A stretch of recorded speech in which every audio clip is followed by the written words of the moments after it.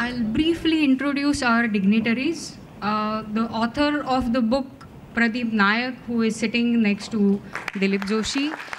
He is the present president of Khagol Mandal, a keen amateur astronomer, expert in observational astronomy and astrophotography. He's been with Khagol Mandal since 1985, giving more than hundreds of lectures on various topics in astronomy and conducting about more than 200 sky observation sessions. Those of you who have attended our night sky sessions will know how beautifully Pradeep conducts these sessions. Pradeep is a maths graduate and was in chemical industry for about 15 years. He has written many articles and books in the field of astronomy. His books Khagol Parichay, Khagras and Tarangan, which were written in Marathi, are now available in English as well. Pradeep is a voracious reader in various fields, especially in evolutionary biology. He is proactive in campaigns related to environment. He will be very happy that his book is being released on the Earth Day, which is today.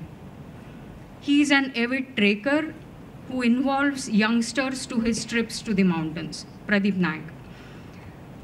Sitting here is Sagar Kerkar, the secretary of Khagol Mandal. He has been an active member of Khagol Mandal since 1986. He was a treasurer, vice president, and currently he is the secretary. By profession, Sagar is an engineer working at Godrej Industries. We then have among our dignitaries Dilip Joshi, the founder member of Khagol Mandal, a senior freelance journalist in the field since 1974. He writes on wide variety of topics and he is a very sensitive poet as well. A very active, interactive and enthusiastic personality in various walks of scientific and social activities. I now introduce our chief guest, Professor Chitre. At present, he is the academic chair and professor emeritus at the Center for Excellence in Basic Sciences, Mumbai University, and INSA, Indian National Science Academy's honorary scientist at the University of Mumbai. He enjoys teaching and he is a very, very dedicated teacher. As a researcher, Professor Chitre is a solar physicist. His research interests are in the field of solar magnetic activity, solar dynamo, and neutrals in the solar atmosphere. Professor Chitre has numerous publications to his name in various reputed international and national journals. He has been a fellow of many prestigious science academies as INSA, Indian National Science Academy, Third World Academy of Sciences, and Royal Astronomical Society, to name a few.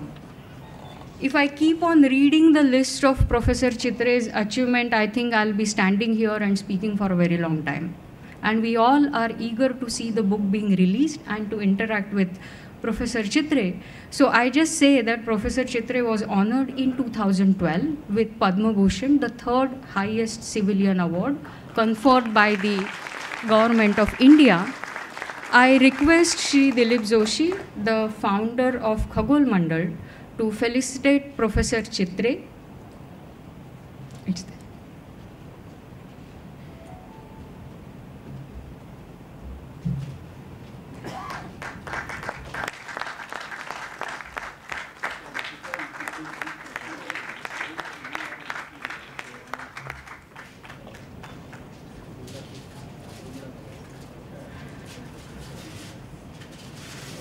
The photograph that they are unraveling is the photograph of Andromeda Galaxy, one of the most beautiful objects in the night sky.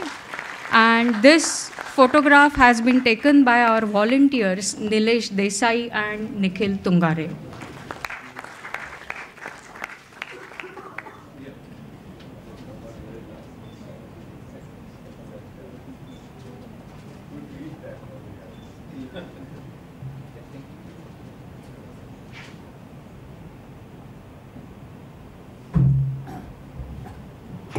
Now comes the important moment of the day. I request Professor Chitre to release the book. The book copies are kept on the table on the dais.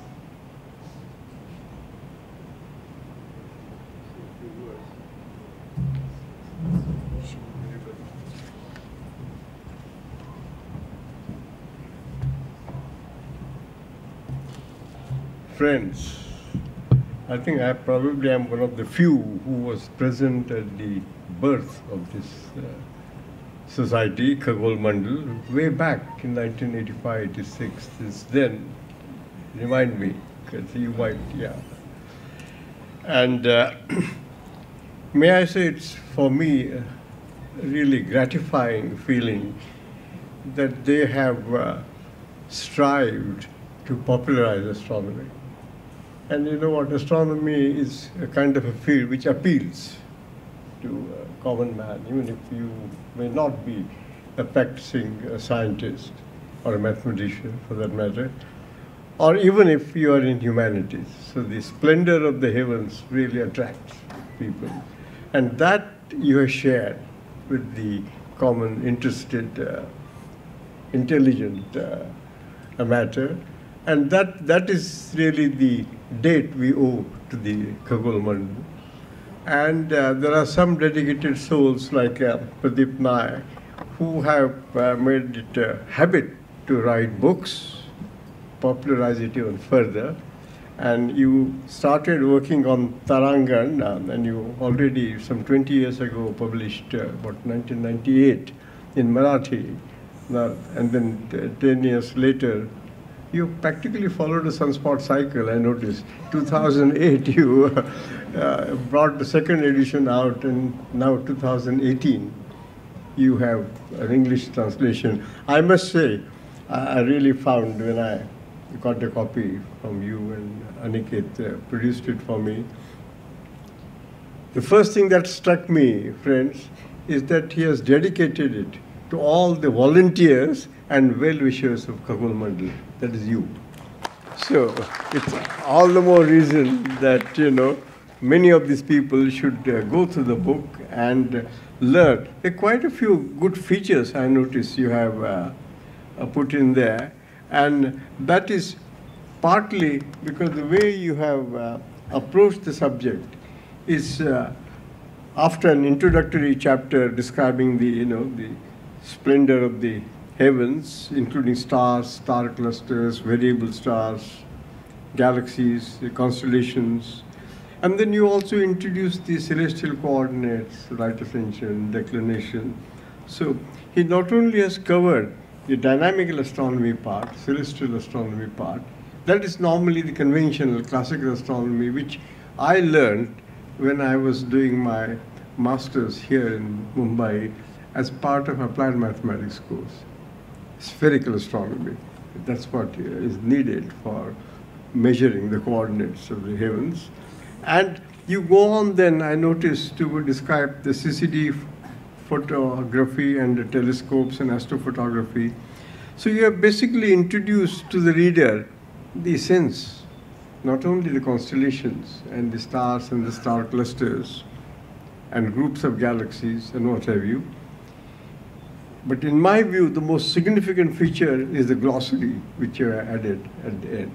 The glossary basically, in the annexure, captures the exotic objects, the white dwarfs, neutron stars, black holes, and you also have gone beyond that. And that, I think, in fact, is the merit of this, that you haven't stuck merely to the neighborhood of our galaxy, but you have gone beyond. And elliptical galaxies, spiral galaxies, and a whole lot of constellations which you describe. In fact, you start by describing the 27 nakshatras, Ashwini, Bharani, Kritika, Rohini, Revati, and so on, 27 of them. Then 20 brightest stars from Sirius, Alpha Canis Majoris, to Deneb, Alpha Cygni. And then you go on to describe the nearest 25 stars, starting with Proxima Centauri. So that's what I found was very instructive, very informative. And then the Messier catalog, which is the galactic level, galactic scale. And you then go on to record some of the highlights For example, the most luminous stars, most luminous galaxies, the tiniest galaxy, like the clusters, and so on and so forth. I think so there's so much for a lay reader to learn. And then comes, in my view, the description in the Lyra constellation, where he has highlighted the beautiful pictures which he has captured. By the way, I don't know where you got these pictures from, but they've been reproduced very admirably. So the colors have come out very, very nicely. The Eagle Nebula with the pillars of creation, you won't see it from a distance here, which he has put down, and that is relevant to that constellation, I take it. And then the Lyra Nebula and the Crab Nebula. So not only the birth and death of stars, but also their rebirth. Because when the star dies at the end point of thermonuclear evolution, they're reborn as white dwarfs and neutron stars and black holes. And that is where they become more exciting. In the sense, the whole of high energy astrophysics, which we have been studying for the last 30, 40 years, are based on these exotic objects, which are tiny. Why they are interesting? Because they are tiny, white dwarfs, neutron stars, black holes, they provide a deep gravitational potential well. And in that potential well, if you drop the protons, they are thermalized to energies which come out, glow in X-rays, gamma rays. And that's why the high energy astrophysics becomes exciting. So Pradeep, all I can do now is to compliment you and thank you for giving us such a compendium and such a volume. And I hope you will go on to produce more such volumes in the years to come. So let me formally cut the ribbon, as they say.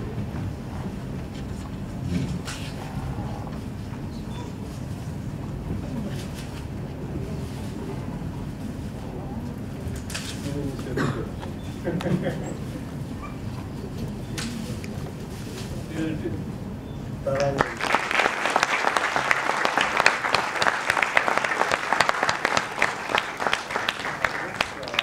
You will enjoy reading it, assimilating it, and communicating it to the young crowd. That's our goal. Congratulations.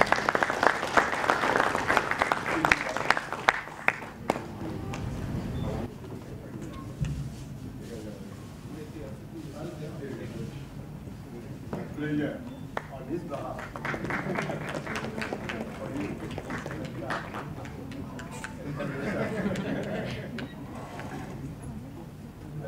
You already given me a copy, so I won't play it. I hope it's for me. Yeah. So the book has been released formally.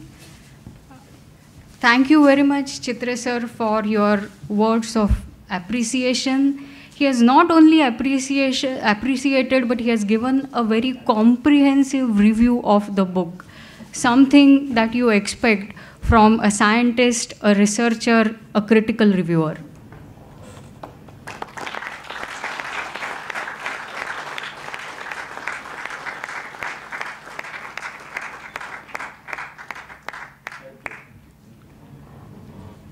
Now we move on to appreciate the members who has given significant contribution to the book.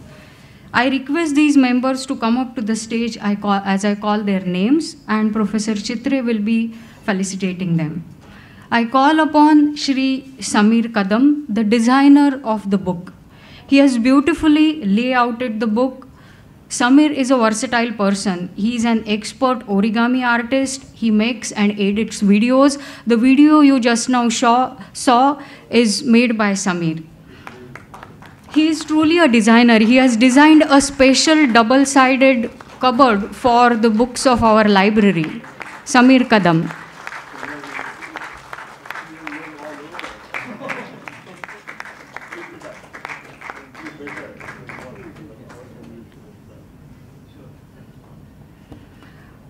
Now I call upon Shri Anurag Shevde.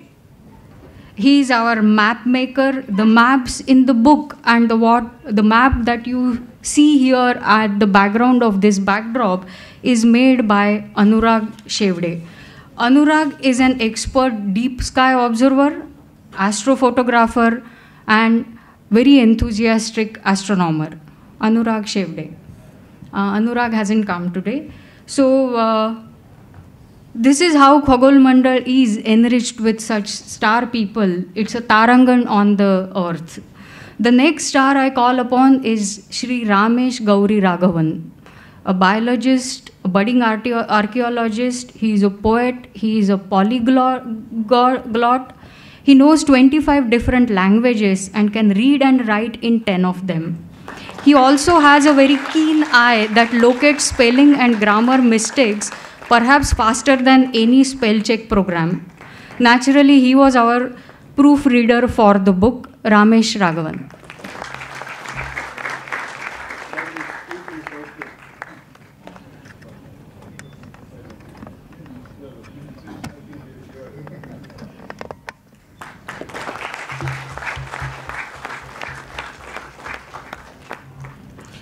I now call upon Shri Kiran Ambardekar, an alumni of IIT Bombay, a senior member, advisor to Khagol Mandal.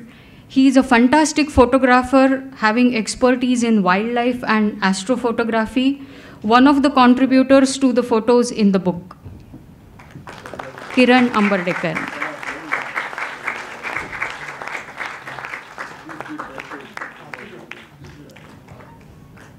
Our next contributor is Shri Abhijit Tamane. Abhijit is once again a very versatile personality, one of the stars of Khagol Mandal. He has helped in translating some chapters in the book. Abhijit Tamane.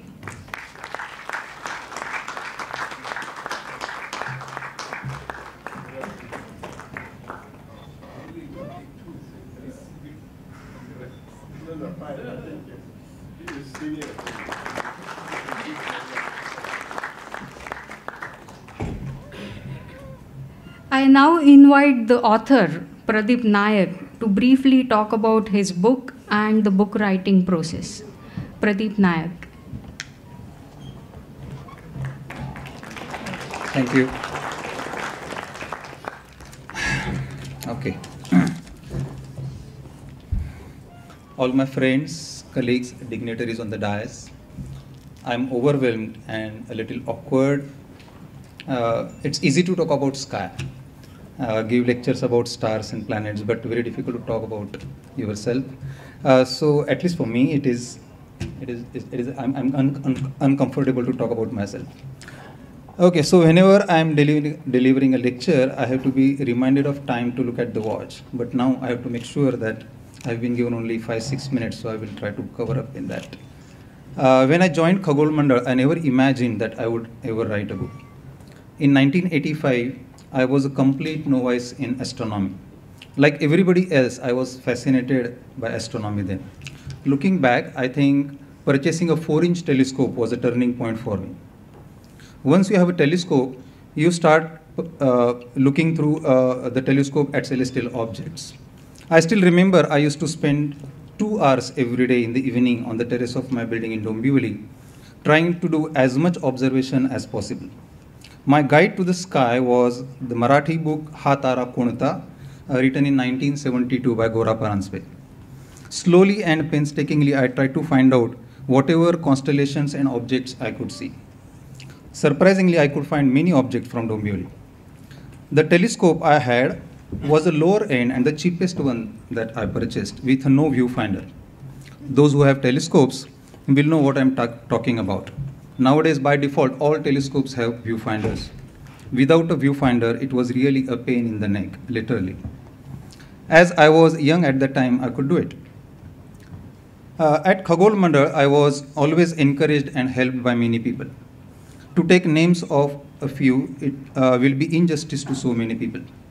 Each and every volunteer, every committee member, every person attending Sky Observation program helped me in one or the other way. As our Wangani Sky Observation programs continued every month, we, a small group of enthusiasts, started spending several more nights at Wangani exploring the deep sky. I still vividly remember the night when we explored the entire Sagittarius constellation and observed each and every object we could see with our 4-inch telescope. those nostalgic memories. We then experimented with astrophotography as well. In this digital photography age, young people may wonder how one could take an astrophoto with 30 to 45 minutes exposure and manual guiding that too. While observing the sky, we realized that the only Marathi book available, Ha Tara Konta, has obsolete information. We needed the latest information. Of course, there were many English books, but without any Indian context and none in Marathi. That is the time I decided to write a book. Anyway, I had already started and kind of settled in writing articles in Khagol Varta, our monthly bulletin that Mandal used to publish, and then various newspapers, magazines, where I regularly wrote articles. Over the period of next few years, I collected information in bits and pieces, literally, and there was no idea how the book would be. I wanted it to be just like Ha Tara Konta written by Gora Paranspe. But putting the collected information in a coherent form was an uphill task.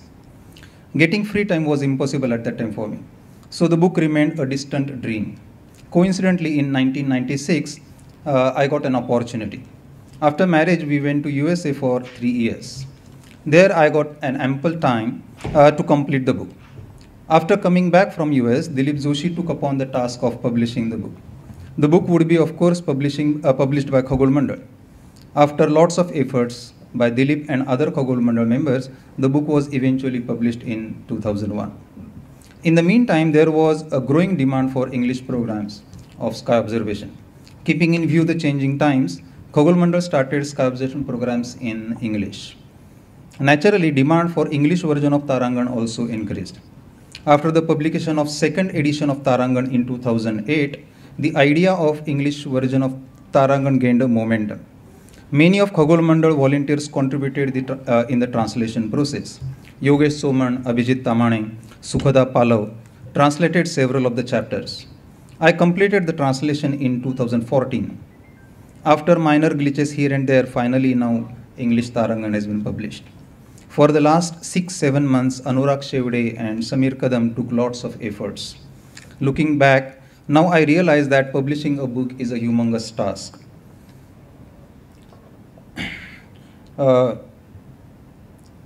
So Anurag and Samir both spent lots of nights completing the designing part and selecting photographs. Abhay was also constantly with all of us, coordinating all of us in spite of his extremely busy schedule. The stylish title of the book, as you saw, was written by Nandakumar Valve.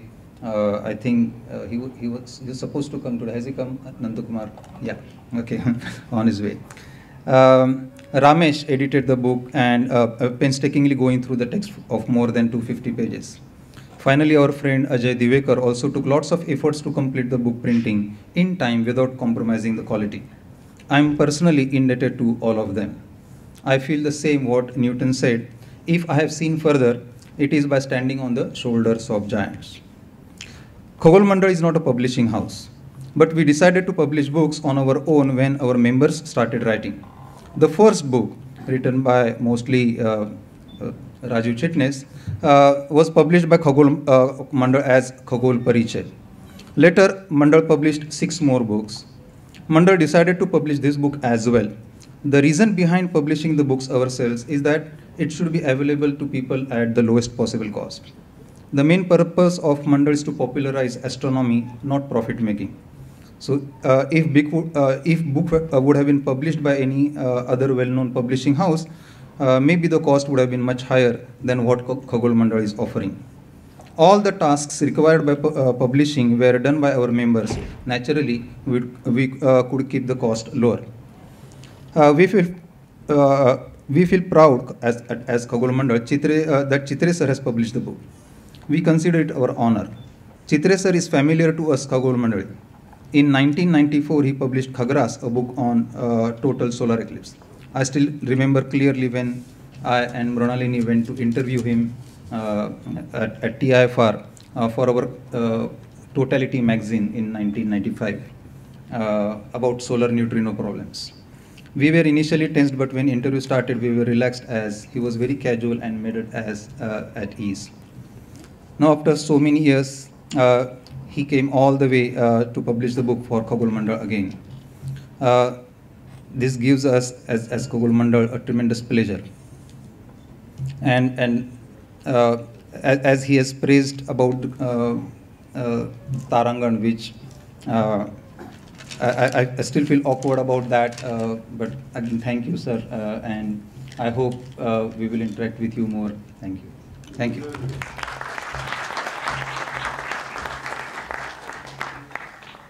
Thank you very much, Pradeep, for this story behind the book, how the book was born, and I hope you all will enjoy it. Now I call upon Shri Milind Kale, for our program coordinator, to give the vote of thanks.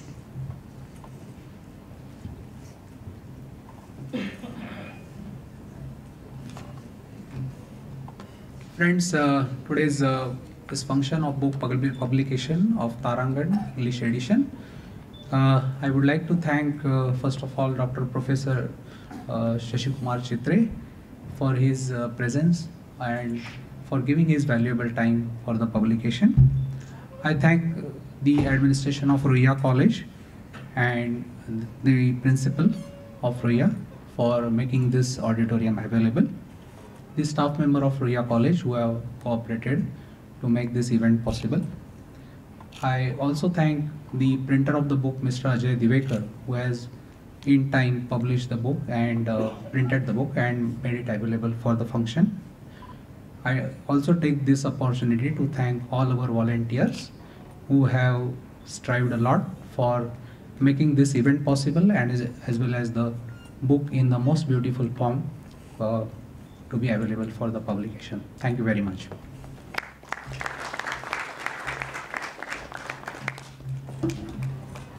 Thank you, Milind.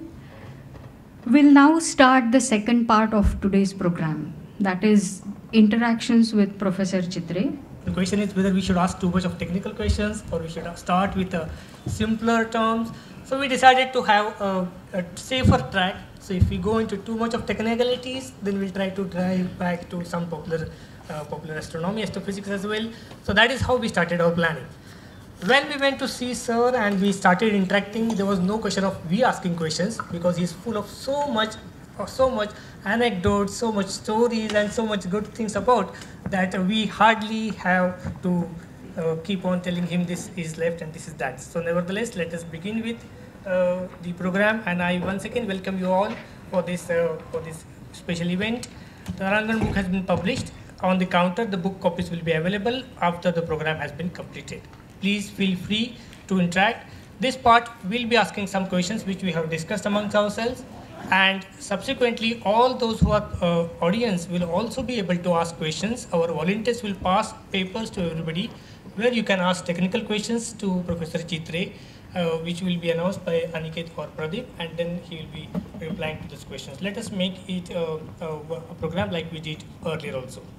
4 years back, we had a similar program over here, and Professor Narelikar came, and day one I asked him the question, how about your memories with Professor Chitre, and he gave so many tips and tricks about what they used to do. Now there's a chance for us to verify from Professor Chitre what they used to do on those days. So to begin with, sir, I would like to ask you about your school days, of course, and whether the idea of doing research or science was there in your mind right from the school days.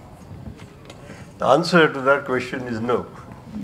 I hadn't a clue what I was going to do. I think you might say I've been a bit of a drifter. I was born in Bandra, a suburb of Mumbai, in the Bhabha Hospital, the municipal hospital. So that was the humble beginning. And then in those days, you entered the local school. So I entered the Lal Shala, Bandra Municipal School.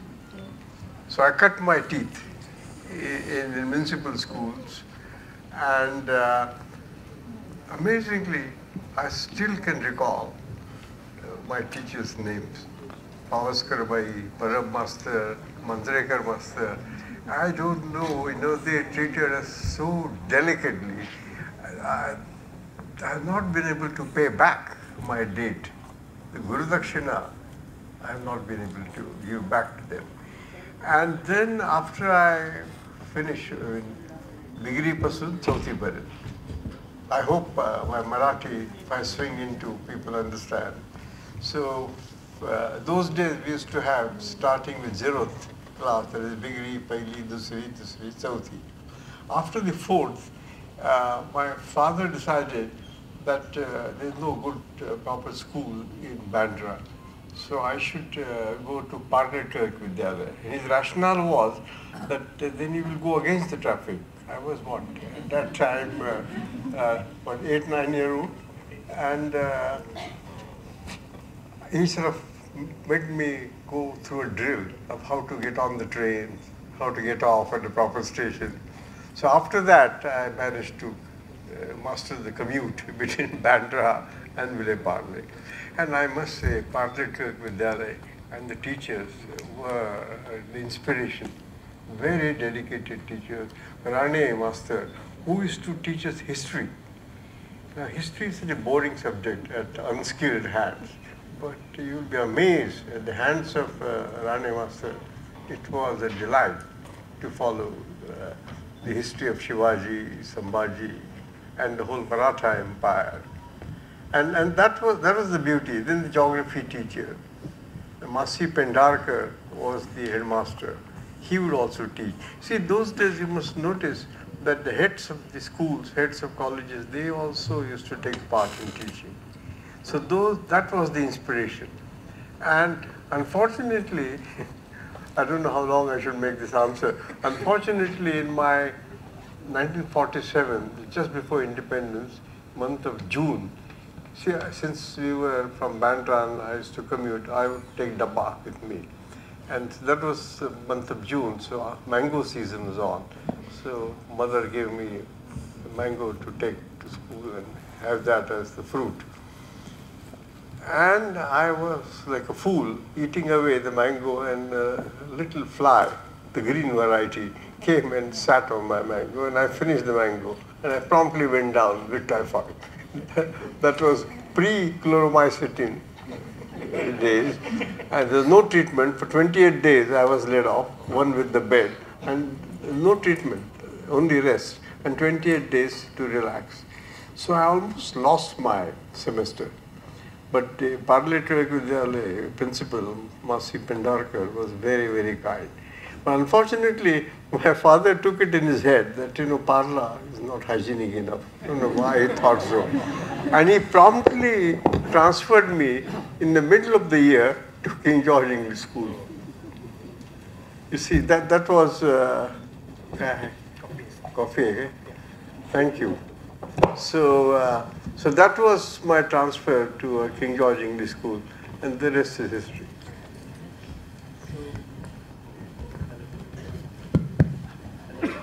Can you hear us at the back? Yes. Hello.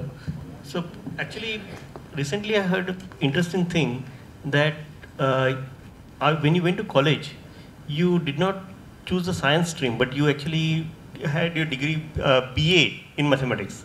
And when you went to Cambridge, also your first degree was Bachelor of Arts.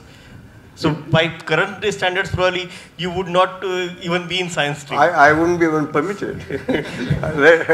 Quite apart from being a lecturer in physics or whatever science subject. So why mathematics and why arts? You know what? Again, the dominant presence of my father, he decided that, he thought I was too feeble and I wouldn't be able to handle the experimental component if I were to take science course. So he promptly put me in the arts stream. But I must say I enjoyed that. Doing the arts stream in Elphinstone College, that's where after my SSC, I entered. You had to do Sanskrit. If I had not offered mathematics, I would have done Sanskrit for my graduation. So maybe I should have done that. And I entered with subjects like English, which Mangesh Vittal Rajadhikshe used to teach us. And I still remember he used to teach Pride and Prejudice. I can still remember he would come in. It's a truth universally acknowledged that a single man in possession of a good fortune must be in want of a wife. That's the first sentence of Pride and Prejudice. And every class he would come, he would repeat this. So I still, 50 years down the line, I remember the opening of Pride and Prejudice. And this went on. So first year, and mathematics also we had along with it. And there was a mathematics teacher for us, Professor P.R. Masani, the younger brother of M.R. Masani. This was the days of 1952, 53, 54. Now, P.R. Masani took it in his head that Bombay University mathematics course is useless. So he started teaching us. He had just returned from Harvard. So he started teaching us the Harvard way. He says, I don't care about your syllabus. I'm going to teach it my way. And I must say, we benefited.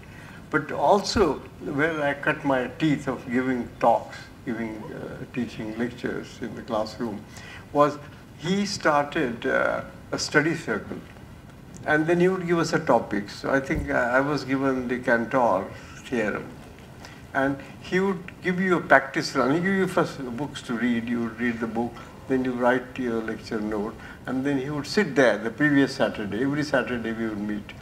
And he would make you give a lecture to him. So that's how we were told how to give lectures, where to pause, how not to rush, how to write on the blackboard. For example, my friend Jan Nalikar, if you see his blackboard work, it's an art. He perfected his blackboard art. In fact, Fred Hoyle also used to say that Jan has got really an artistic skill in writing on the blackboard. But that reflects his tidy mind. Unfortunately, I never picked that up. So that's how we were brought to teach, and he really put us through that. And then later on, after intermediate arts, when I offered Sanskrit and economics, which is compulsory, and English, I went on to offer mathematics, which we entered, pure mathematics and applied mathematics. So that, I think, really put me on the path to get into the mathematics stream, basically. Good. So it means that the prejudice towards only science students should be doing science need not be there. In fact, Khagol Mandal founder Dilip Joshi is also from arts background, and it was founded on the basis of the day that anybody who wants to do astronomy should be able to come and do science. Sure. Sir, as I understand, you used to come to Ruia College, this premises regularly. So you tell us about your experiences. Oh, my association with Ruia College. You know what? So after I did my Bachelor of Arts, BA in mathematics, so mathematics was the principal subject and statistics was secondary. So major and minor, if you like. And statistics was being taught by one Professor V.B. Kamath. And Masani continued teaching even up to the BA level. And then there was Professor Khanolkar, Professor Vani, Mrs. Tendulkar. She was very, very sympathetic to us. In the after my BA exam, I managed to get the Rotary Travel Fellowship. But that was not adequate. And I was running short of 500 rupees. My father couldn't, of course, afford that. Mrs. Tendulkar came to the rescue. She said, look, don't tell my husband, who used to work in BRC, but I have got some arrears from the government, and why don't you take this 500 rupees, and then when you have earned enough, you give it back to me. So that was a loan, very timely loan. And I went to, our Punjab Mail took us to the Madhya Pradesh during the end of April, this kind of period, the hot season, up to Agra, Taj Mahal and those sites, and then to Delhi, the usual sightseeing. And they took us right up to Kashmir. That was and Kashmir of that era, I have not seen since. So you did your bachelor's in mathematics, and I think you also went to Cambridge to study mathematics. So when did this passion towards astronomy start? Well, you know what, frankly speaking, when I went up to Cambridge, that also was a chance. I think my career and my life has been a very chancy journey, very chancy. I just drifted. Somehow the fate seems to have driven me along the right path, I hope. Now, what happened, I happened to see an advertisement in the Times of India, a form of a letter. The Cambridge Society of Bombay. Cambridge Society of Bombay is made up of the old Cambridge graduates who have returned to India and have settled in Bombay area. And they used to present Shakespearean plays during Christmas. And in those days, in 1950s, these pale faces, the Brits, were still there. And they would present the plays, and Godrej's and Tatas and Vadias, they would give the advertisement. And those days, Cambridge education for me, when I applied, that was 20,000 rupees for 3 years on loan. So that was the condition. So I applied, and the interview was being held at what's the club in Willingdon Club. And there, first of all, I had to find where Willingdon Sports Club was. So I found that out with the help of my cousin, and there was a full committee sitting, and Sir Kawaji Jahangir was the chair. And then Mrs. Ahmadullah and whole lot of people, and I was sort of meekly sitting practically edge of my chair. And I think Sir Kawaji for some reason took fancy for me. And he said he must get a scholarship, he can't afford to go, and to give the benefit of Cambridge education to someone who can't afford. And I had my, my transcript of what I had done in BA. So he selected me. And that's how I found myself going to Cambridge. Now why Peterhouse? That was my college. Because the then secretary of the Cambridge Society himself came from Peterhouse. That was his college. So he wrote to his senior tutor. Those days things happened that way. And the tutor said, fine, you have come very late, but we'll accommodate him this year. So I got myself, so you see again another chancy affair. I got into Peterhouse. 3 years in Peterhouse. They put me in a room which was in the attic. It was almost like an ice box. You see, and this is a month of, I haven't yet, by the way, told you how I arrived in Cambridge. That is another story. So, that's an ice box and, blankets, and in the bedroom there was no fire, gas fire. And I happened to bump into the tutor secretary, Miss Norman, to whom I am eternally grateful. So, I was going to my lectures in the art school in the maths department. By the way, Cambridge degrees are all Bachelor of Arts and Master of Arts. They never have science. So, and tripos, it's a mathematical tripos which we were doing. And I met Miss Norman. She greeted me, oh, Miss Chitre, are you happy and comfortable? For once, I dropped my formal behavior and said no. So she said, oh, what's the problem? So I said, no, I'm very cold, I can't sort of sleep properly, I can't even work properly. 2 days later, there was a note from my tutor in the pigeonhole saying that he presented his compliments and requested me to go and see him. And see, to go and see the tutor, you had to put your gown. Of course, jacket and tie was compulsory. So I showed up, and I was wondering why he wanted to see me. And I appeared. He said, oh, I'm sorry, Chitre, you are not comfortable in your room. We will move you to a centrally heated room. Okay? Someone has been thrown out because he was found with a girl in the room, which is a cardinal sin in the monastic Cambridge college. So, so that term, Michaelmas term, I suffered. And then promptly, the Lent term, I was moved there. And I lived happily ever after for 3 years in that warm surrounding. And that is where, and now let me come back. Before coming to Cambridge, you see, I had met Tatasaheb Narlikar, Jayan Narlikar's father, with Professor Agashi, who was professor in St. Xavier's College of Mathematics. And I used to go to see him. So he said, Tatasaheb is coming, and why don't you join us for tea? So I went and joined him. And Tatasaheb said that our son also is going to Cambridge. And in fact, he asked me which ship I was taking. I said, I'm going by Strathern P&O ship. He said, oh, my son also is going by Strathern. So he alerted Jan. And we met on the, I still remember, the 4th D deck, 4th deck of this huge ship. I mean, I couldn't even recognize the ship. When we came to Ballard Pier, I thought this was a building, standing there, floating there. And there I was, and this was around noontime, and the ship was about to sail. And it's very curious practice they had. They give you, what do you call, paper ribbons, paper strips. So one end you hold, and other end your family, which is standing on the pier, is holding. And the tugs gently pull the boat, huge boat, which you know, 40,000 tons away. And eventually the tape snaps. And that's when you realize that that's it. Because this is way back in 1957. And Jayant also was with me. We met actually first time there. And then we both realized that we will not see our family for another 3 years. No communication, no telephone, nothing. So I had promised my father, and so had Jayant, that he would write to them, as I did, every Sunday, and they would respond.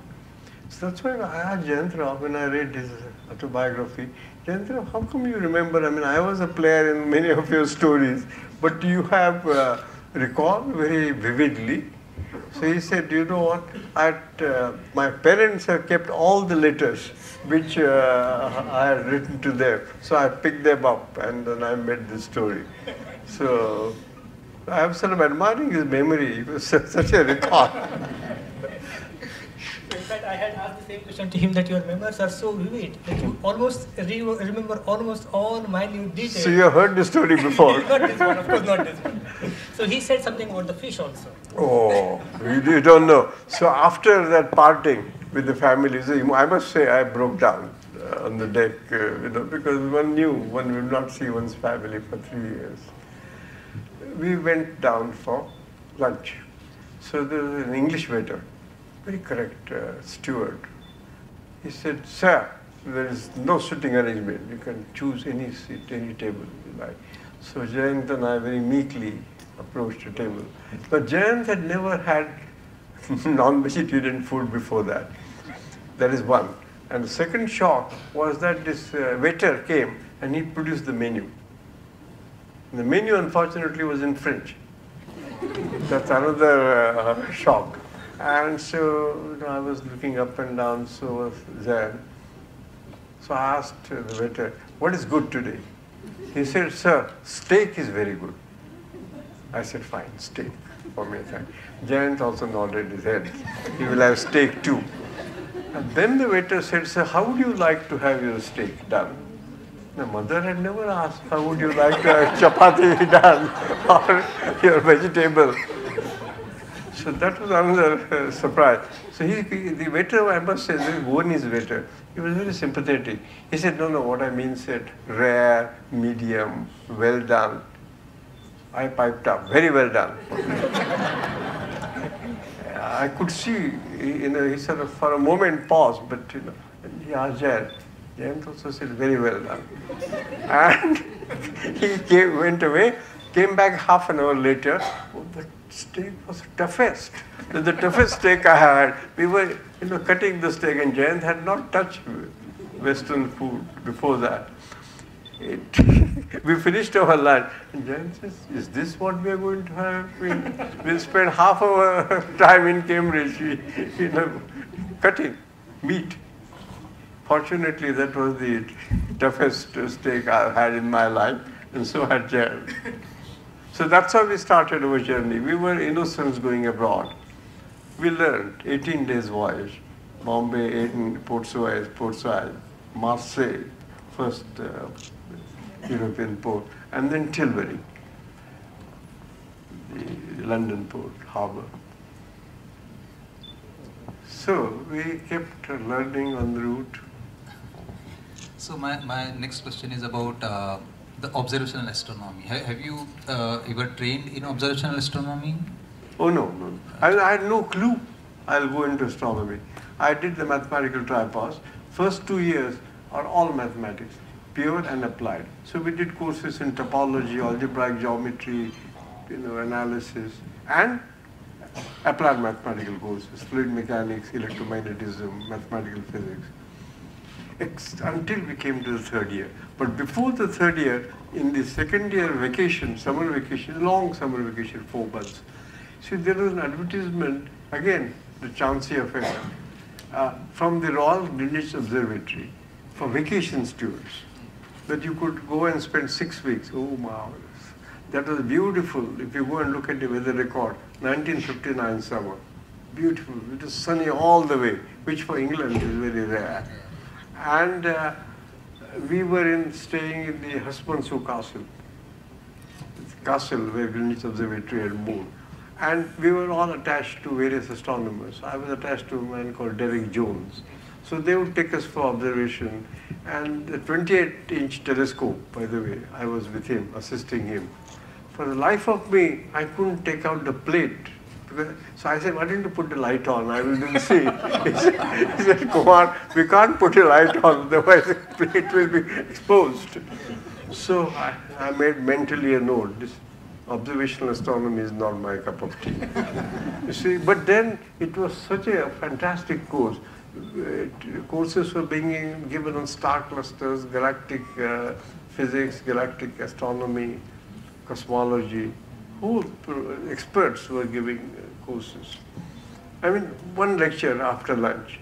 And this went on for 6 weeks. So that's when I found astronomy very interesting. But the real turning point was when I was doing part 3 of the mathematical tripod. Both Jayant and I, we were together going. And we had courses by Fred Hoyle.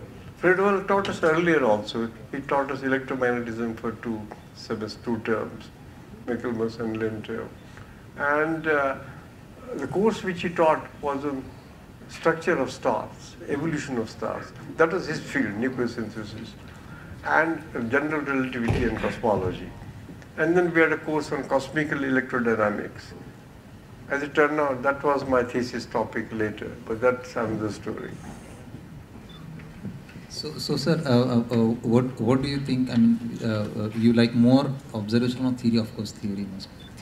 Observational astronomy I gave up in that dome, a 28-inch dome, where I could not put the plate, photographic plate, in that wooden frame. And I said, no, that's not for me. And I promptly decided to go in for theoretical astronomy. And that's where I've been for the last 50 years.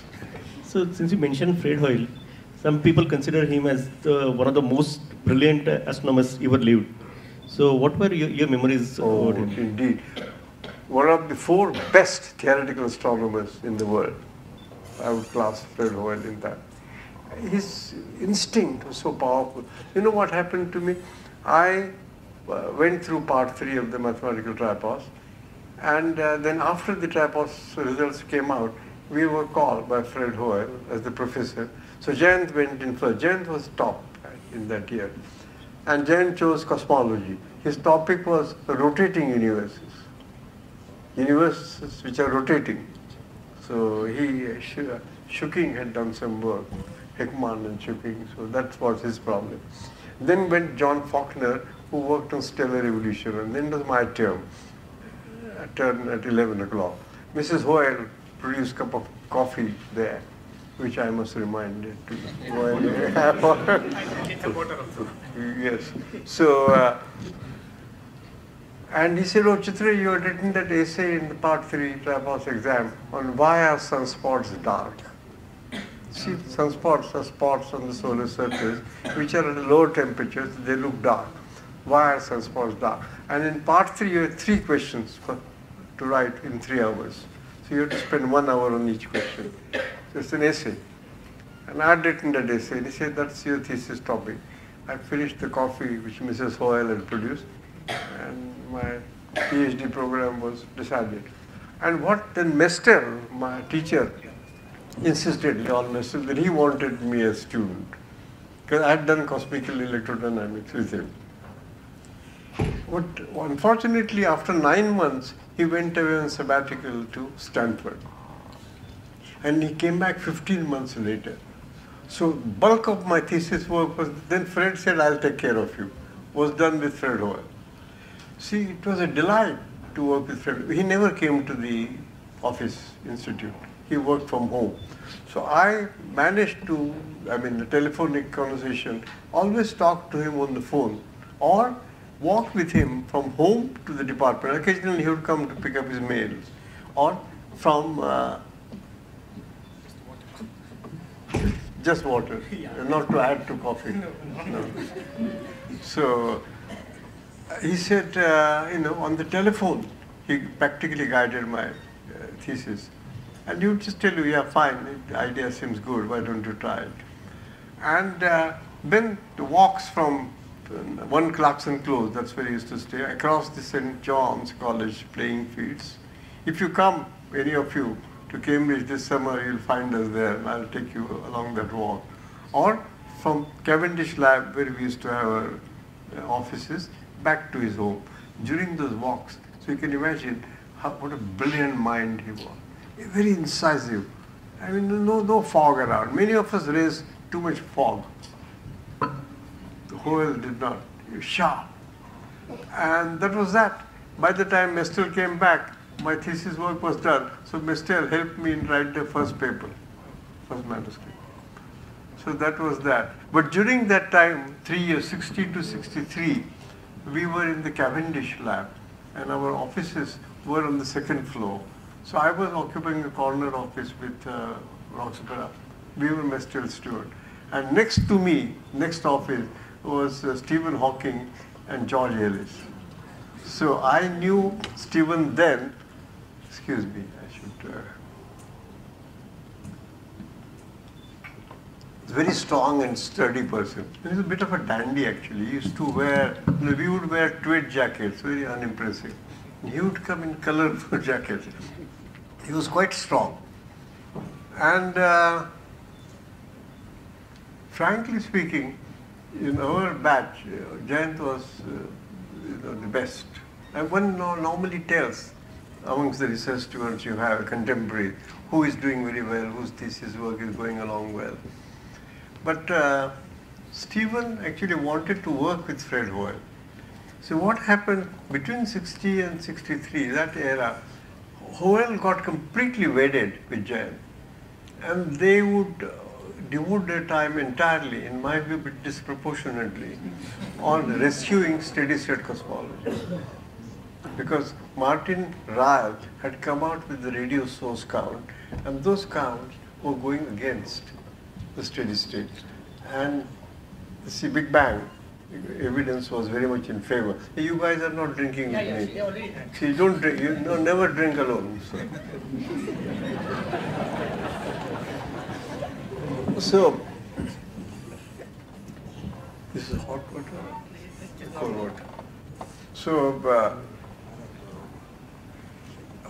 Stephen wanted to work with Hoyle, but Hoyle did not really encourage him. So he went to work with Denis Sham. I don't know what would have happened if he had chosen Hawking as a student. He probably would have put him again on steady-state cosmology.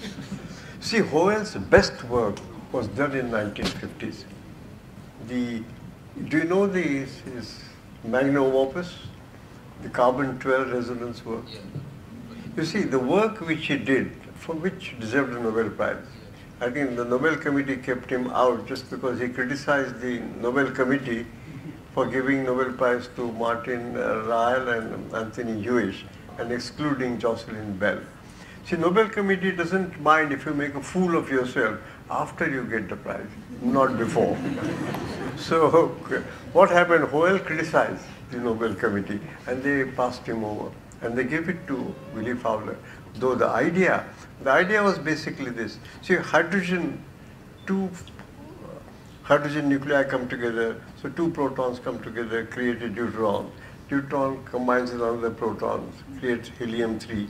2 helium-3 nuclei come, this is a bit technical, and produce helium-4. All right? So hydrogen and helium-4 are the first and the second most abundant elements in the universe.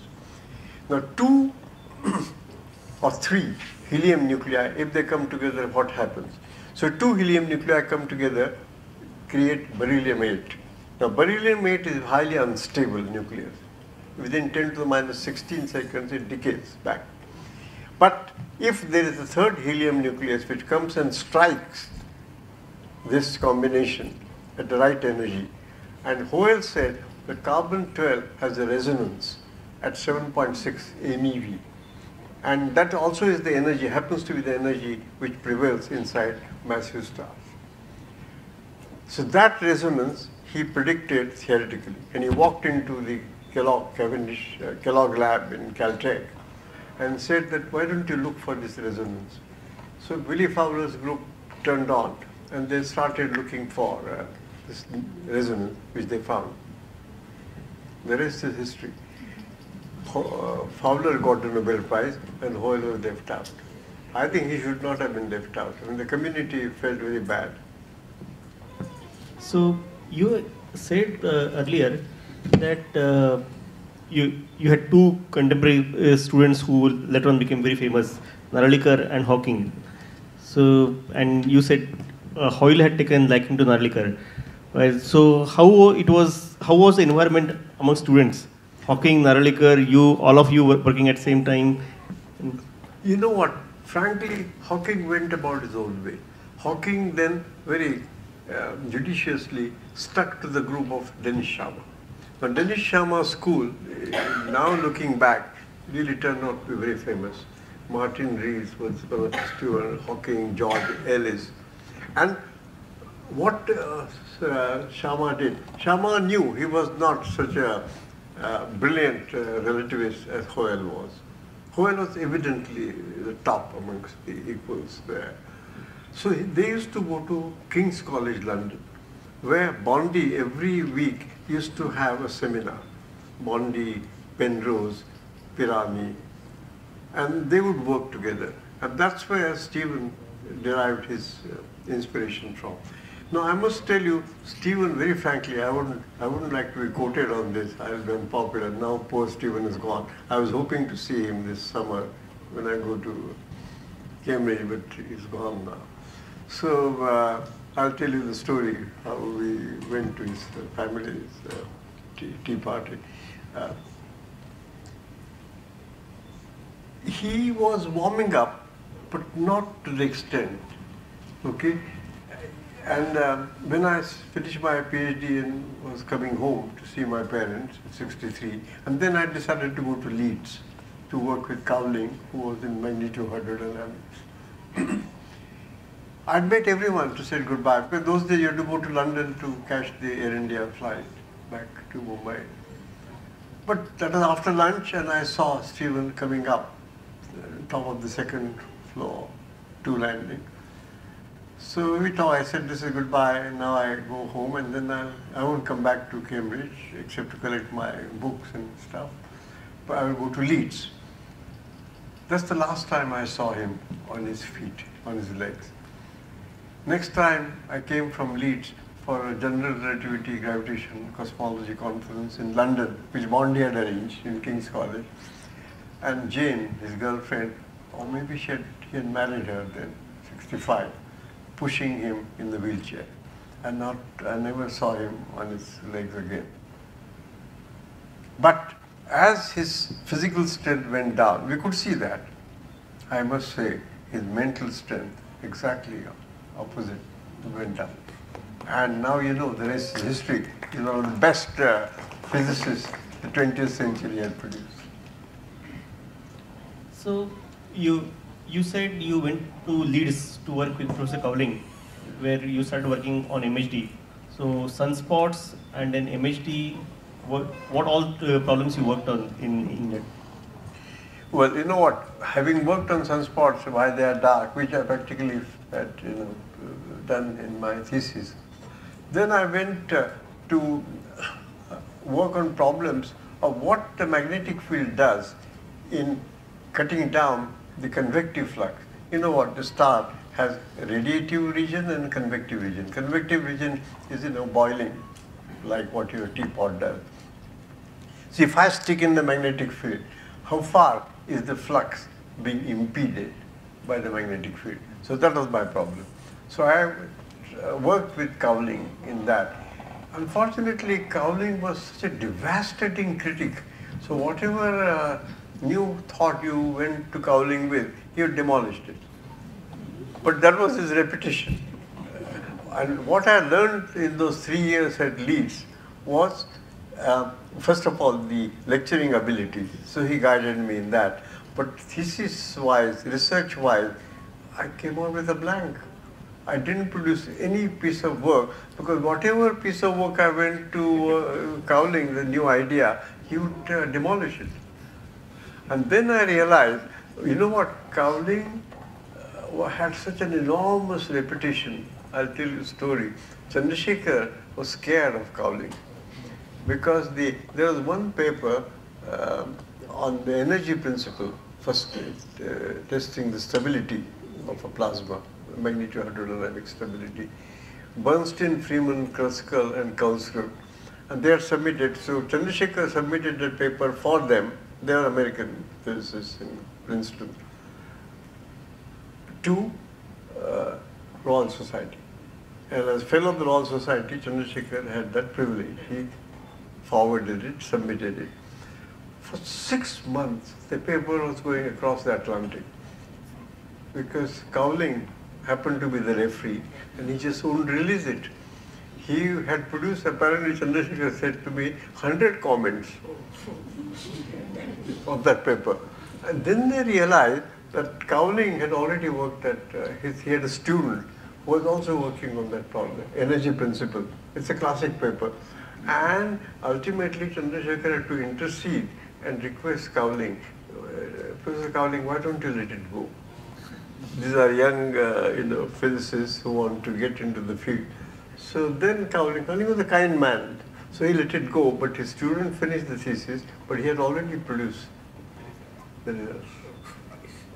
But Cowling was he was a Methodist, and practicing Christian, so he would never come in the way. Unfortunately, he would say exactly what he has in his mind. So going to him for a reference was an ordeal.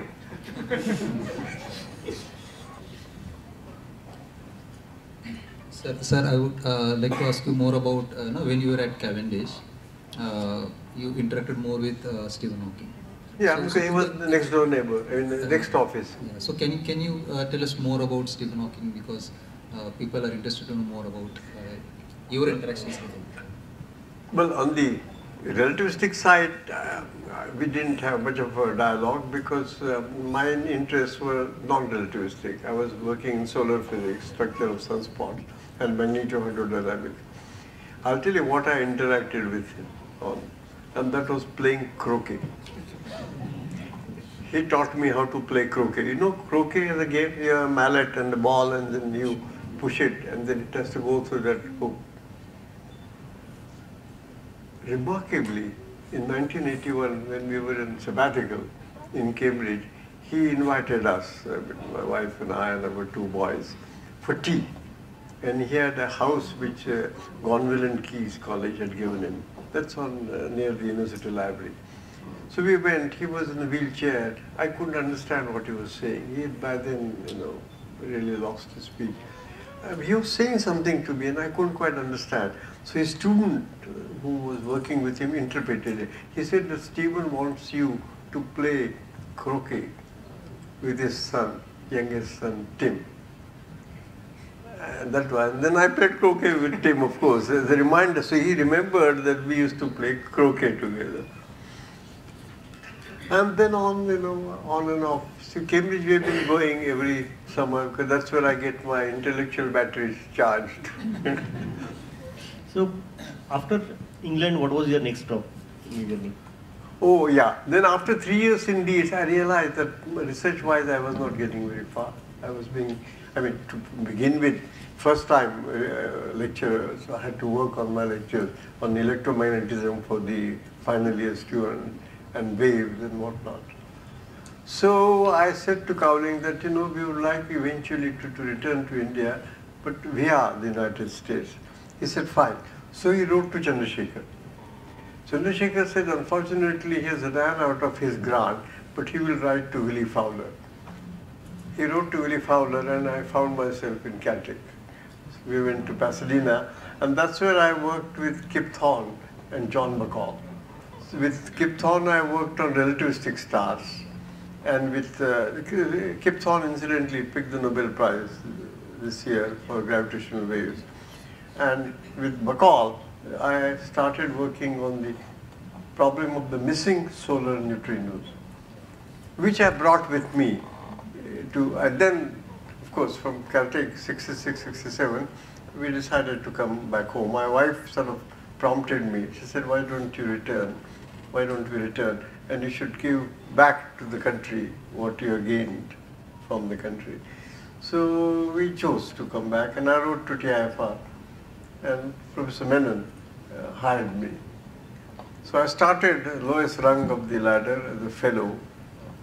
But malgadi chal rahi thi. So just thinking that 60s Caltech, so did you interact with Professor Feynman any time? Of course. He was very much allowed. I attended Richard Feynman's course on quantum field theory, but then what happened on relativistic stars, he would make comments, but I went back to Caltech from TIFR. And then at that time I was working on neutron stars, so I went to see him. And he was a very kind person.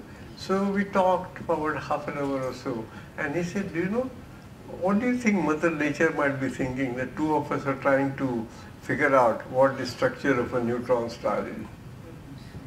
So that was Feynman's approach. You can go and talk to him on any aspect of physics. Brilliant minds. I mean, these are minds.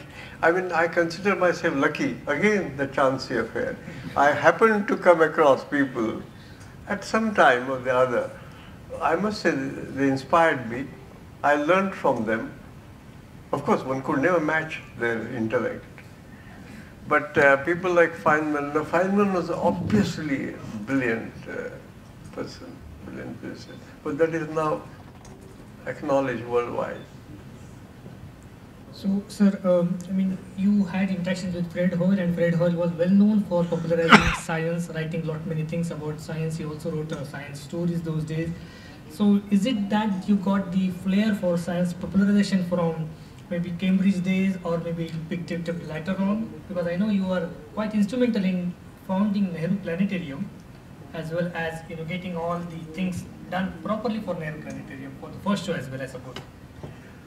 Well, that just happened to be, again, a coincidence. It so happened Rajani Patel wanted to set up the Nehru Center way back in mid-1970s. And so he approached TIFR. So Jayant Nalikar and I, we were there. So he said, would you help us put up the planetarium? And I'll get it up for you in 9 months. And Rajani Patel could manage that in those days. Sure enough, he got the planetarium building up, but he had to have the projector and also a director. So and a script, first script was Tryst with Destiny, so which we wrote. And then he said to me that you will deliver it live, because Indira Gandhi is coming, the Prime Minister, and it should be a live show. So we were practicing, and you know what, Dilip Kumar used to come and coach me how to speak. He would say, speak from here, speak from here. I thought one speaks the vocal cords here. I told him, Yusuf Bhai, you can speak from here. How do you speak? He said, no, the throw should be such that what you say should be audible at the end of the auditorium. That Dilip Kumar could do. I tried very hard. But so we practiced. Unfortunately, Ali our young, the governor died just the evening before the official inauguration, so that was cancelled. And then we recorded the commentary, Tryst with Destiny. But the amusing interaction I had, so we were practicing on the planetarium floor, first floor, and Hussain Saab was painting a mural on the ground floor. I think that lunar landscape. So, and we would meet for coffee, right? So this went on for a week. So I said to Hussain Saab, Nehru Planetarium Nehru Center is giving us only cups of coffee. I can also give you that. You come home, I'll ask my wife to produce coffee for her. Will you do the painting on one of our walls? He said, yeah, bulaiye, hum aayenge. I never had the courage to ask Hussain to come and do the painting for us, alas. Yeah, but then you were also not only planetarium. I think you also had this BASE. Bombay and Association. NCP also you did something. Yeah. You know, I don't know why. I always felt, partly influence of Fred Hoyle, that we should share the excitement at the frontiers of science with young school kids. So BASE, Bombay Association for Science Education, Rajini Patel supported us, huge exhibition. The president had come at that time, way back in mid-1970s, 76, 77. And you know, they were all there, Dr. Setna and others, Dr. Ramanna, and we were merrily holding quizzes and things. So that was my era. And then Mrs. Gangadharan and others, they were along with us. And going to colleges, I think once I just made a list of the lectures I had given in various colleges, I think up and down Bombay Island. I had gone practically to every college. I never wrote up. I think I should have compiled those lectures somewhere, sometime. But when it comes to writing, unlike you, I never got around to that. So there's no book to my credit, only the research publications. So this really prompted me, basically. So after that, you know, in CPA, I got involved because, you know, J.R.T. Tata said that Professor Udgaonkar, he has been running the Homi Bhabha Fellowships Council. He wants to step down and he's suggesting your name. So would you mind taking care? Now, you don't say no to J.R.D. Tata. So, and he had the invitation letter also ready. But by the way, that's all honorary. I mean, I work for Bombay House free.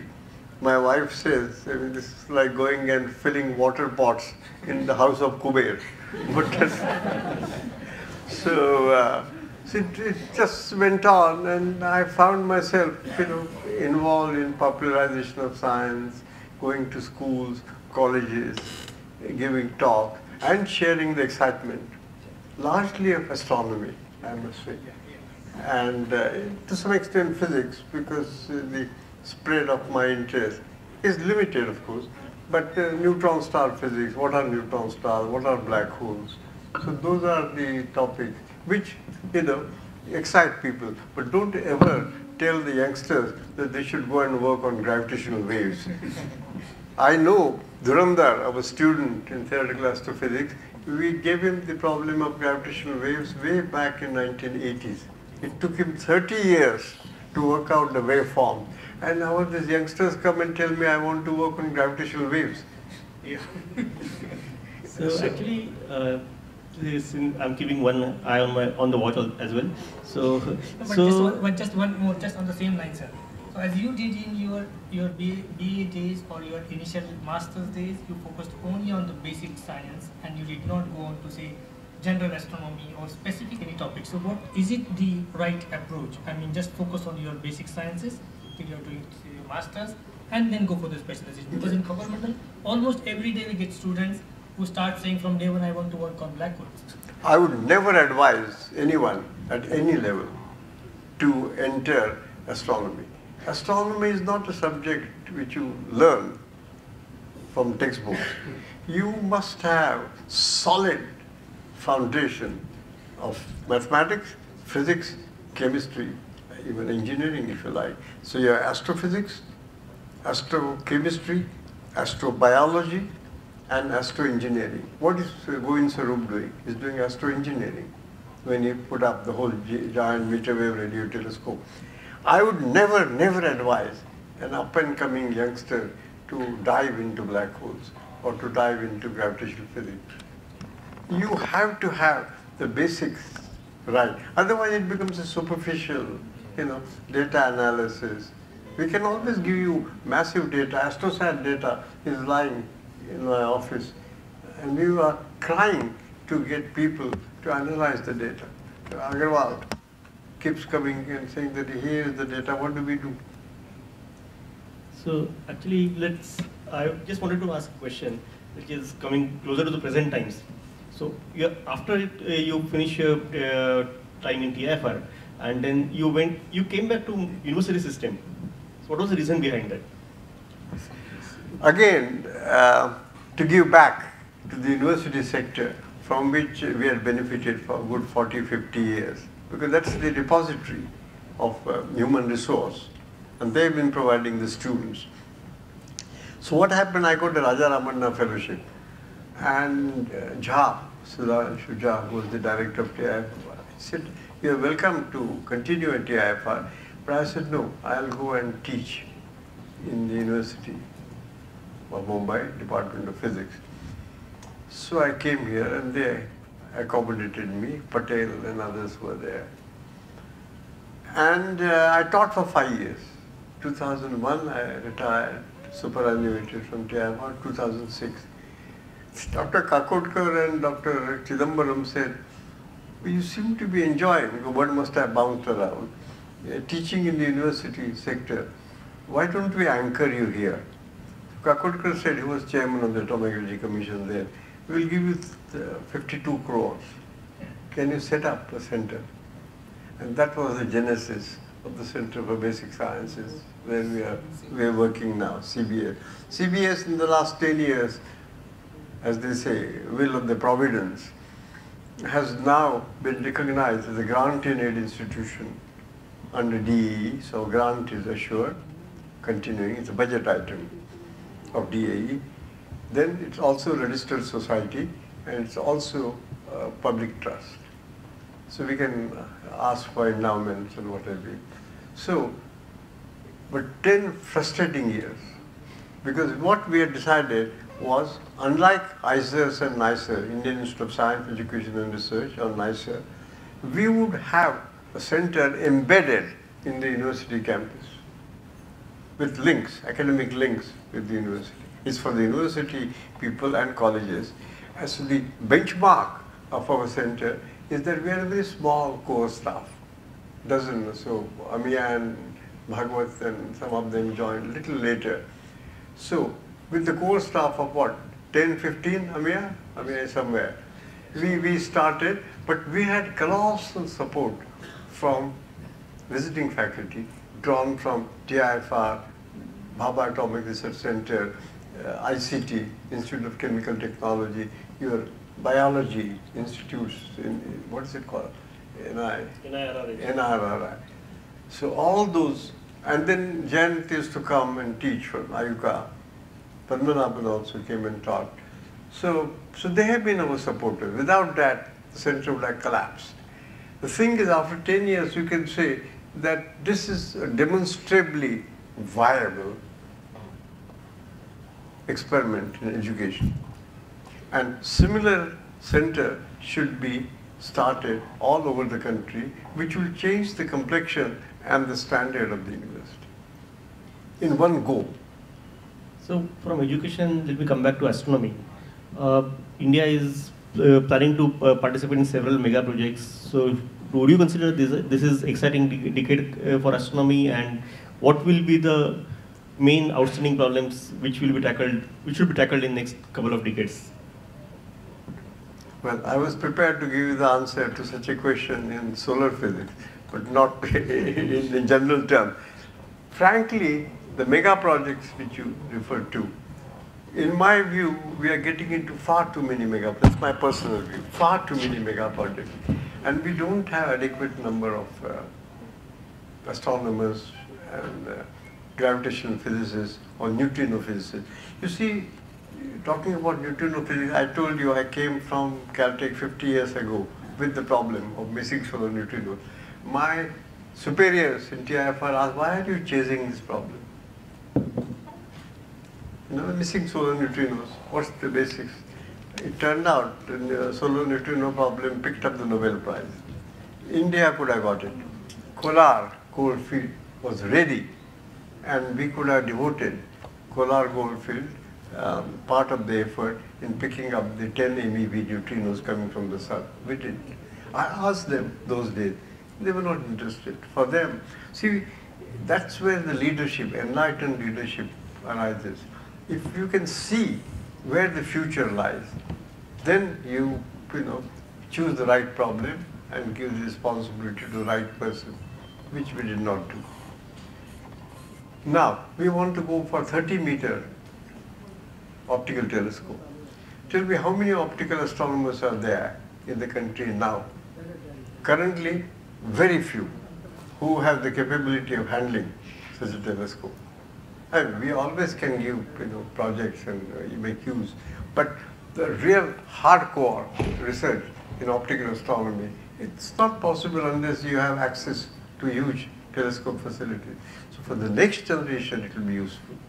Same thing happened in the INO, Indian Neutrino Observatory. They are still struggling in getting a piece of land. It has got into the political shambles. The politicians have started opposing one reason or the other. And now we are into LIGO. Now we are into LIGO, we are in INO, we are in 30-meter telescope. How many projects? And the same set of people who are handling that. What's the man's name from Ayuka? Ram. So, you can't squeeze him. So when we were sitting in Aditya review in Israel, I asked this question, how do I exclude Ram Kumar or Ram Prakash from this? The same man. So I asked Ram Prakash, same question, can you share your time? Maybe we are boring you, I'm sure. No, perfectly okay. But there is one more maybe question which is, this is about, we teach astronomy, we show them the stars and we say it's all past, what you see is the past. Yes. But does astronomy has a future now? What will be the future? Quite. We are looking into the past. In astronomy, the experiment has already taken place. We merely observe. We are passive observers.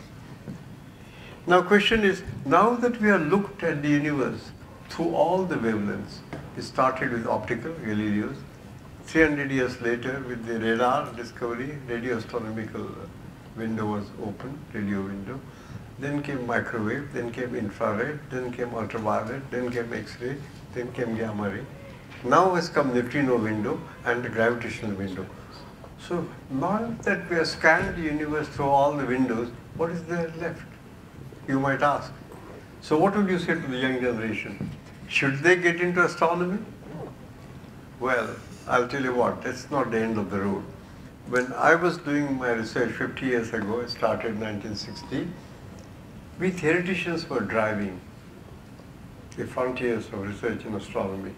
Hoyle, Cowling, Fowler, they were in the lead. Now, technology is driving astronomy.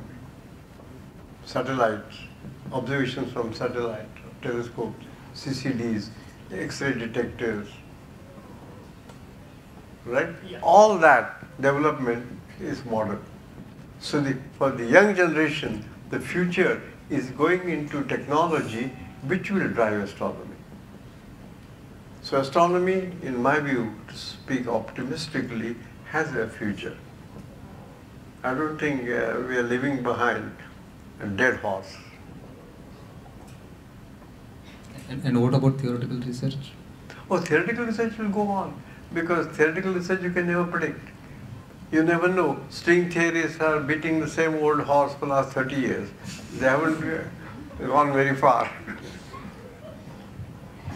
Well, thanks a lot. That's the, now from our side, sir, these questions we have covered a lot, many things. Of course, you can still comment on, the talk will go on and on, because I'm sure you have got many theories to be shared, many stories to be shared, but there are few questions from the audience as well.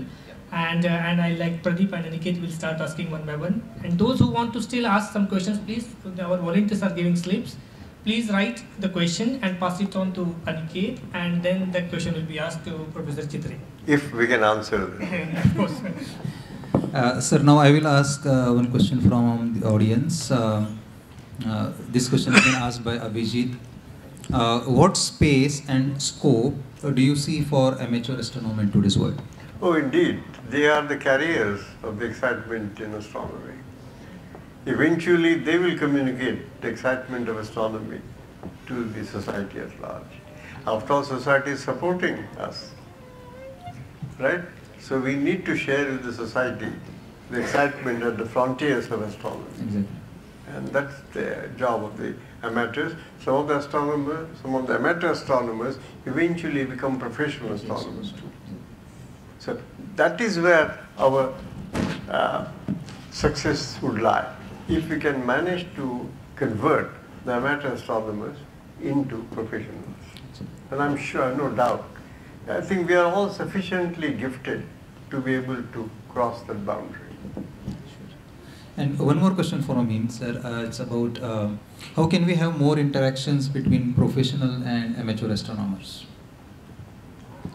No problem. Just call the professional astronomers to share the excitement of science. Exactly. All the time. We should be ready to come and talk to you, mix with you. I think another thing is you should send your youngsters to us. See, we have the project component, and we have a man called Anand Hota in our center who has huge amount of data from the GMRT radio telescope, and he is willing to pitch it at a level where even the 10th standard student should be able to analyze the data. He's being ambitious though. So there is a question by Sanjay Sadhni. Why corona atmosphere of sun is much hotter than surface of sun? Indeed. See, the center of the sun is 15 million degrees, and the temperature drops as you come to the surface to 5,700 degrees. But then why is temperature inversion? You go up some 400 kilometers and the temperature comes down to 4,000 degrees, and up above you hit the chromosphere, and still about 2,000 kilometers you hit the corona. Now the question you're asking is, from this temperature of 5,700 degrees at the surface, how do you come to 50,000 degrees, 100,000 degrees, 2 million to 2 million degrees in the corona? And by the way, there's a tenuous atmosphere. It's not in thermal equilibrium, but we see lines which can only be excited at those high temperatures. So that is the question. One of the outstanding, I don't have time to show you my slide.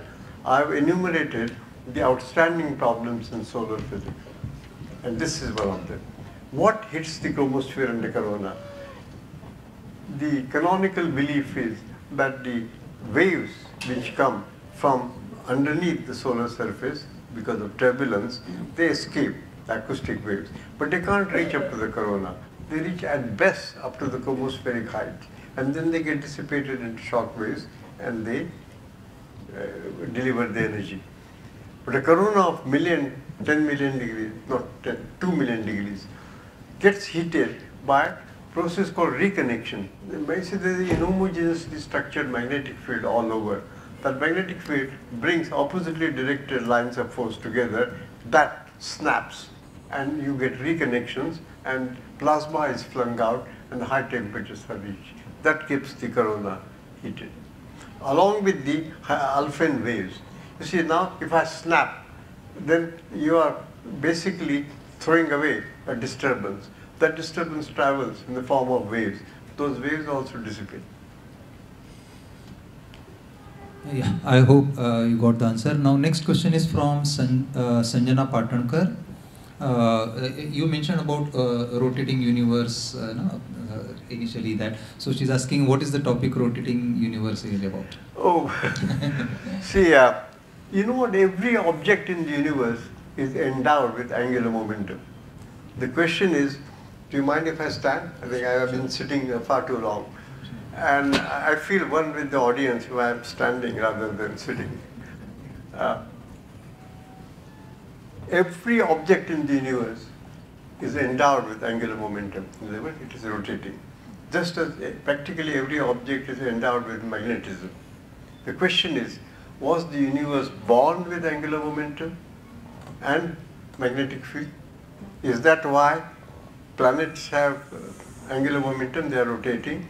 Stars have angular momentum, they are rotating. Whole galaxy is rotating. Clusters of galaxies are rotating too.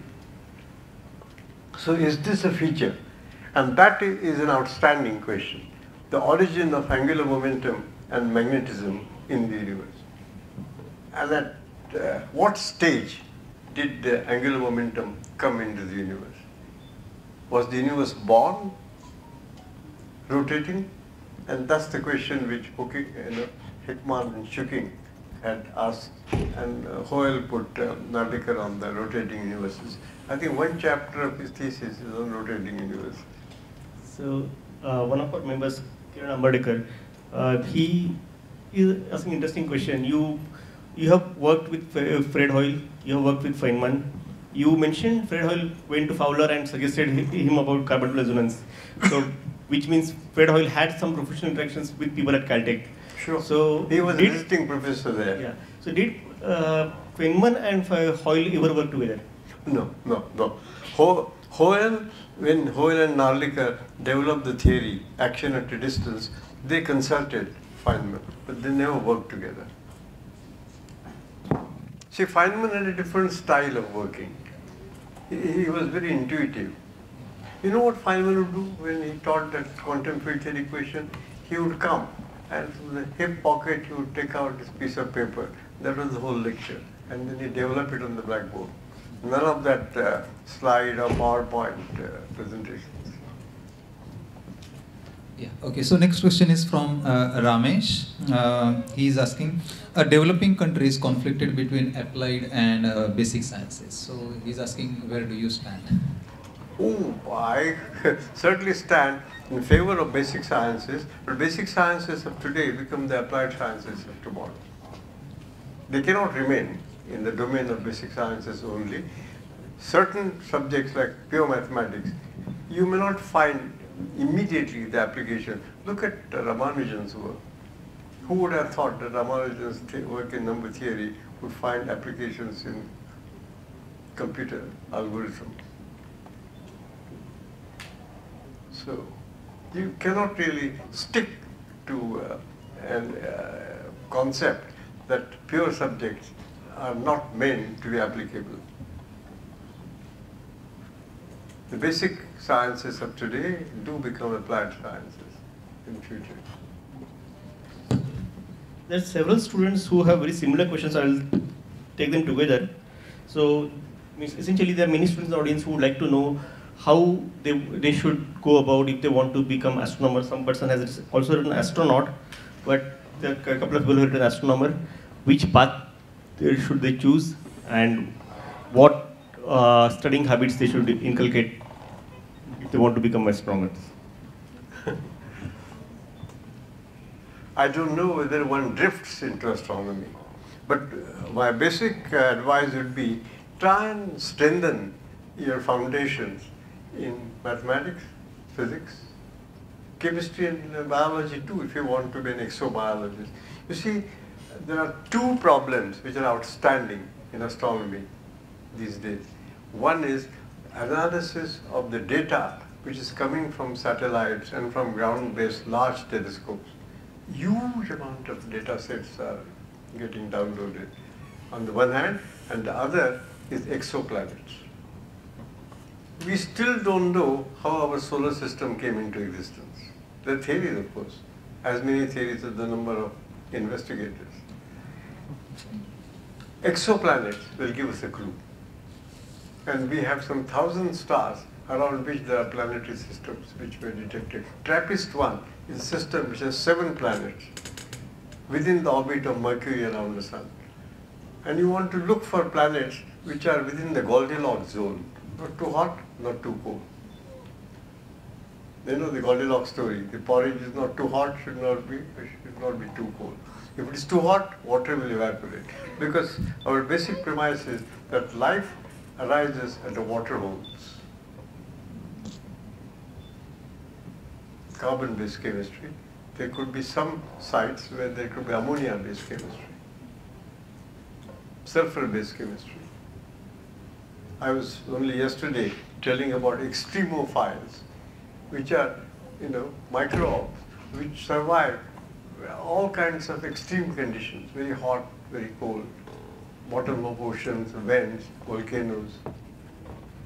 So one of the students also mentioned, I think Abhay mentioned earlier, we always get questions about undergraduate students starting to, they come to us and ask, I want to start doing research in cosmology or black holes. So is it a good idea? Again, somebody has the same question. In one sentence, no. See, you should try to learn to walk before you start flying. quite a few of you, you're glamorized by what you hear about gravitational waves being detected, neutrinos having been discovered, changing their personality. See, neutrinos are schizophrenic. They change their personalities as they are transmitting, and traveling from the sun to us. On the way, they change their flavor from electron neutrino to muon neutrinos to tau neutrino. So, all these are glamorous things. But you know what? Behind the hardcore, basis of this is the foundation. And that foundation comes from physics. If you don't know thermodynamics, how can you tell about stars? The whole of stellar physics. You know who are the founders of modern astrophysics? Meghnad Saha. Sitting in his office in Calcutta, he figured out what the temperatures of the stars are. So do that. Get your thermodynamics, statistical mechanics, mathematical physics, quantum physics, classical physics well taped. If you don't do that, for heaven's sake, someone came to us, he wanted to work on black holes. So we asked him, suppose you have a sphere and you throw a particle, vertically up, what will be the force? And how far will the particle go? He couldn't answer that, and he wanted to work on black holes. So these are simple concepts. So try and understand them first. If you do that, then the next step is easier. I'm sure some of my associates who are sitting here will appreciate what I'm trying to say. Spectral lines. How do you read the stellar message? You take a spectrum, and from the spectra you can tell what the surface of the star is made of. How come that elements like hydrogen, helium, carbon, nitrogen, oxygen, silicon, magnesium, they are present universally? So why isn't life present universally? That's exobiology. And the flourishing area which you should really pursue, if you are a biologist, if you are a chemist, why not astrochemistry or astrobiology? But you can't jump into it. Just because you discover on a certain planetary surface, some organic molecules. It's all very thrilling. But behind that is a deep study which is. So don't ever neglect that. That's my advice. But maybe I'm an old-fashioned person. Maybe my generation believed in going through all the paces and taping everything properly before going into research. So we are old-fashioned. So keep that in mind. Your generation moves very fast. We did not have that benefit of access to internet. I teach a course on astronomy and astrophysics at CBS, and if I ask them to write an essay, oh, they cut and paste and come show me. Here it is. Okay, sir, here is one question which might be your favorite topic about solar neutrino. Bhairavi is asking, you mentioned about missing solar neutrino, so she wants to know more about it, maybe in short. See, missing solar neutrino is a problem of good 50-year-old. The problem is we have built solar models. The solar models which Chandrasekhar, Eddington and others had worked on, it's a spherical star, and the spherical star has structure equations, and our main objective is looking at the surface, which we use as boundary conditions, temperature and the density and luminosity of the shining ability of the star. We integrate inward and find out what central conditions are, temperature, density. And then there are nuclear reactions. In these nuclear reactions which I mentioned, 4 protons coming together and produce a helium nucleus, we are releasing neutrinos. Those neutrinos have long mean free path. They don't interact with the interior of the sun, but the mean free path is practically for interaction of the sun-Earth distance. So Davis, when I was at Caltech, Davis used to come, he was planning to do the experiment of capturing a very ambitious project, those neutrinos in certain energy range, 1 to 10 MeV. So that is fine. And he had to go to a mine in South Dakota, and 610 tons of liquid perchloroethylene, the washing liquid. And there, the chlorine nuclei which captured the neutrinos get converted into argon. And once a month, he would flush out the tank and measure the argon atoms. So he was getting, after flushing after a month, only about 10 argon atoms. Well, Bacall and I, we were telling him we should get 30, 3 times as much. So that is the problem of solar neutrino, missing solar neutrino. The models, theoretical models, were predicting 3 times as many neutrinos as they were being counted by Davis. So you might say maybe solar models are at fault. How do you know that all the inputs which you have put in, nuclear physics, atomic physics, neutrino physics, is right? That's one possibility. On the other hand, the chemistry may be at fault. On the other hand, Davis's experiment may not be adequate, and he's not counting right. 25 years went by. Japanese went to Kamiokande and did the experiment with water, ordinary water. And then came the Sudbury neutrino experiment in Canada, and they used heavy water. And the heavy water distinguished between all the 3 flavors of neutrinos: electron neutrino, muon neutrino, tau neutrino. And exactly that matched with the predictions of the solar model. They got the Nobel Prize, and the neutrino problem is solved. So after having spent 50 years of my professional life on the solar neutrino problem, at least the solution is in place. So actually, there are many more questions, but since we are short on time, I will take just one. I'm talking too much, that's the reason. I'll just take one last question. Again, there are 2 questions which are very similar, so I will combine them.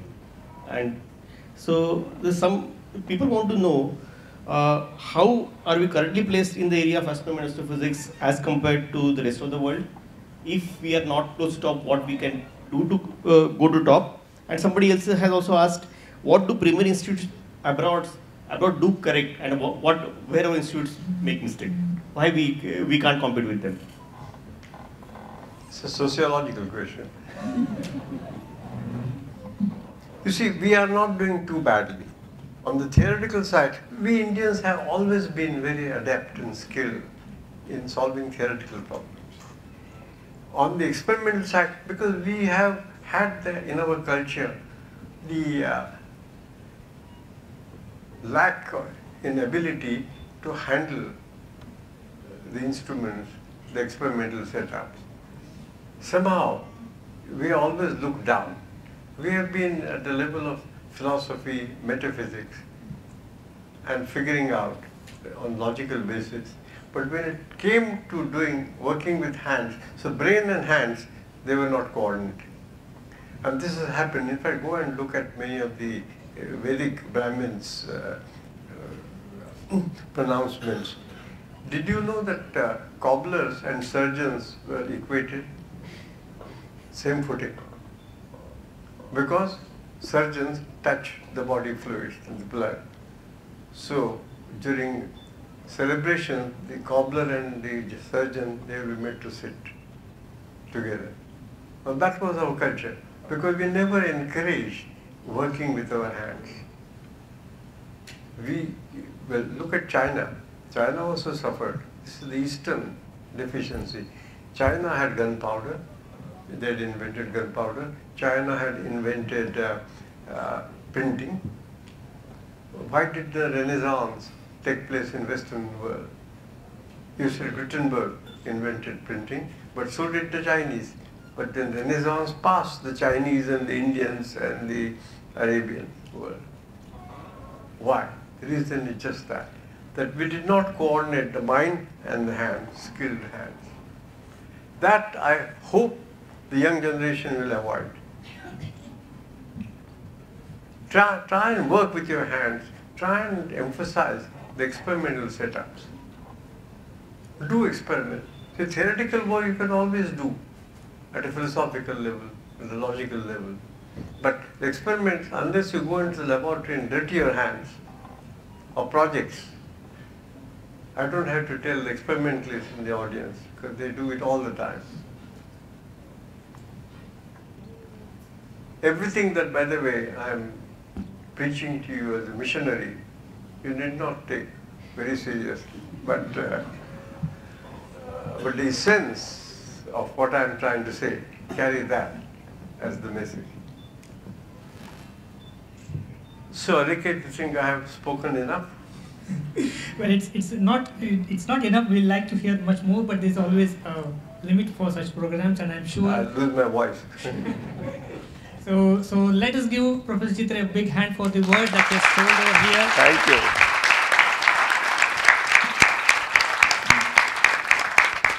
you. Thank you so much for the guidance and the words, and I'm sure he'll come back again because I see, to begin with, when we were sitting on the big chairs, he said, "This is too big for me. I'm not going to sit on such a chair." So he removed the chair, and then at the end of the talk, he just started walking around and gave a talk, and that's the best thing. And we are sure he'll come back once again to Khagol Mandal and give us a lot many technical talks for our physics students, our engineering students, and all our fellow astronomers. That will be my pleasure. Yeah, and also as we are looking forward for him to write a book, and maybe he should write a book for Khagol publication as well, so that will be a good thing for us. I'll promise you that. Yeah. Okay, that at least induced me. Thanks a lot.